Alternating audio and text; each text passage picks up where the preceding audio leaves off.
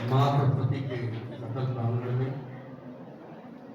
आज हिंदी दिवस के शुभ अवसर पर मैं महान साहित्यिक नगीनों के बीच में अपने आप को स्तब्ध और विभोर महसूस कर रहा हूँ। एक तरफ स्तब्ध भी हूँ और दूसरी तरफ हृदय से बहुत आनंदित हूँ। ये मेरा सौभाग्य है कि आप जैसे लोगों का सानिध्य मुझे प्राप्त हुआ,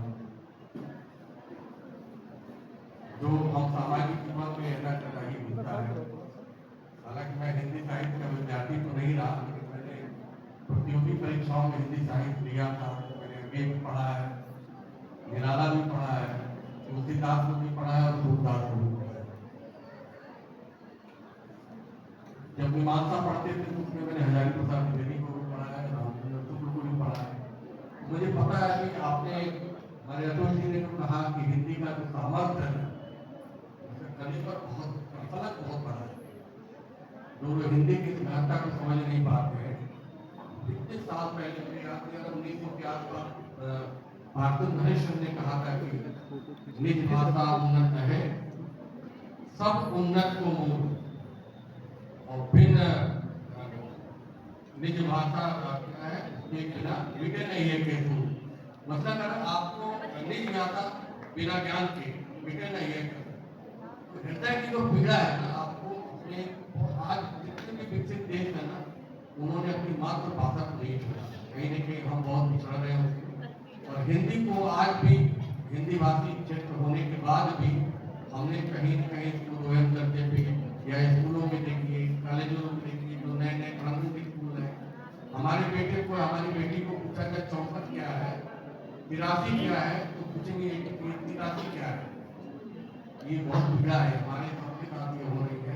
बच्चे हिंदी पढ़ना नहीं चाह रहे, तो हम सबको ये समझना पड़ेगा कि हिंदी हमारी मातृभाषा है और इसको हृदय से स्वीकार करना पड़ेगा। आज हिंदी लोग पे मंचस्थ मैं पद्मश्री विद्या बिंदु जी को बहुत प्रणाम करता हूँ। आप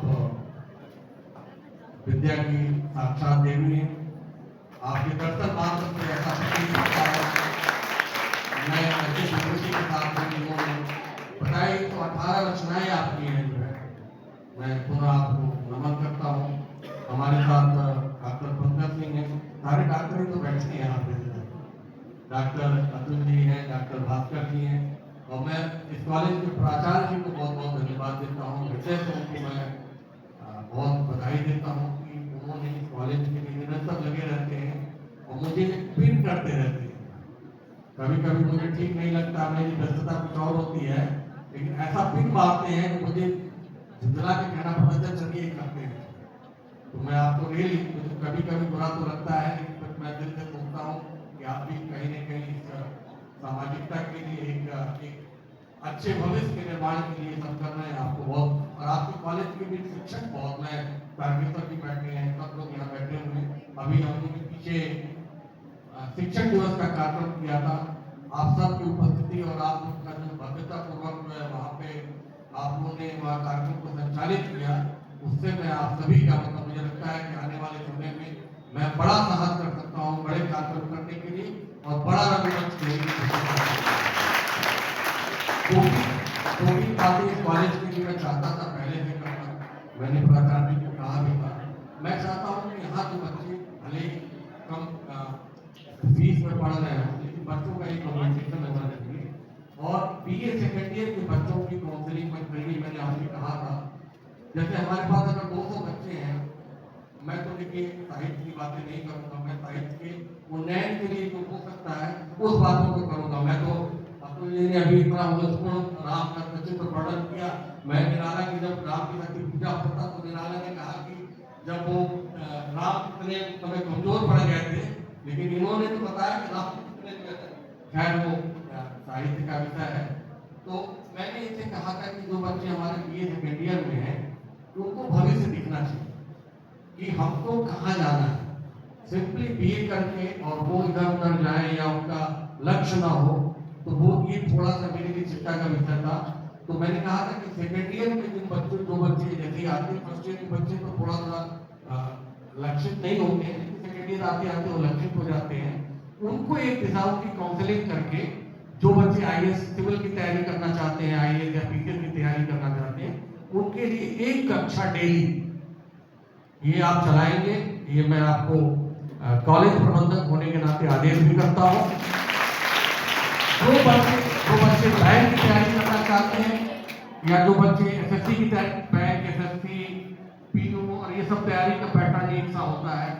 कुछ बच्चे एमबीए में जाना चाहते हैं, एमबीए भी और बैंक का भी पैटर्न लगभग एक ही होता है।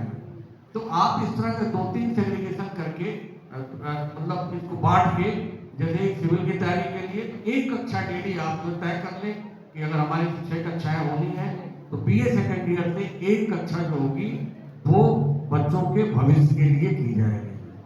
और मैं चाहता हूं कि बेटे को भी इसके लिए जो भी धन खर्च होगा, जो भी धनराशि तय होगी वो की जाएगी। कॉलेज से होगी तो कॉलेज से होगी, निगम से होगी तो निगम से की जाएगी। और एक सप्ताह में आप इसका पूरा विवरण बना के देंगे कि हम कैसे बच्चों को एक लक्षित भविष्य की तरफ उन्मुख कर सकते हैं, कैसे उनको हम दिशा दे सकते हैं। बच्चों का कॉलेज से निकलते निकलते एक उनका प्रभाव मंडल जो है ना, उनको पता होना चाहिए कि हमें कहाँ जाना है। मैं यकीन करिएगा, मैं कक्षा जब 8 में था, शायद ये बहुत पुरानी बात हो गई, मैं अपने फादर से कहता था मुझे इलाहाबाद जाना है। मैं एक छोटे से कस्बे का पढ़ा हुआ विद्यार्थी था, लेकिन मेरा ऑरा इतना बड़ा था कि मुझे इलाहाबाद जाना है, इलाहाबाद यूनिवर्सिटी में पढ़ना है।